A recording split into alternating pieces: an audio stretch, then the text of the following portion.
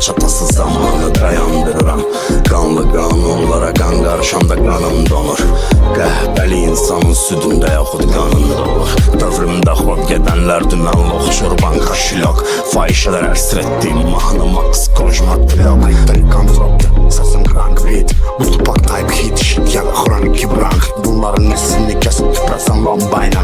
Her tır qanla qarışdırıb içirəm Long Island. İşiniz Long Island, danışmaq marihuanadan. Instagram şəkillər əlavından marihuanadan. Herkes özlüyürmə, yenə maraqlı qafiyə, qara bir gün.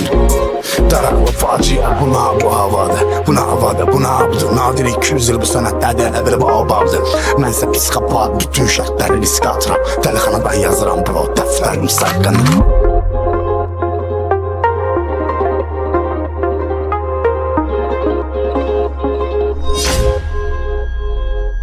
O kadar mevzularım var ki oxsan bassan olar. Karabin yazmasan olar, her şey yazsan olar. Soyuq zirzəmilərlə bəzənmiş küçələrimiz var. Yazırdım ki əsil intiharlıq gecələrimiz var. Yazırdım morgdakı meydlərin nəfəssizliyindən. Ölülərlə dolu ölkədə dirilərin sessizliyindən. Yazanlar sussa da yazacağım az rap biraz. Ona görə də hər ayın 13'ü az rap'e keçirəm masterclass.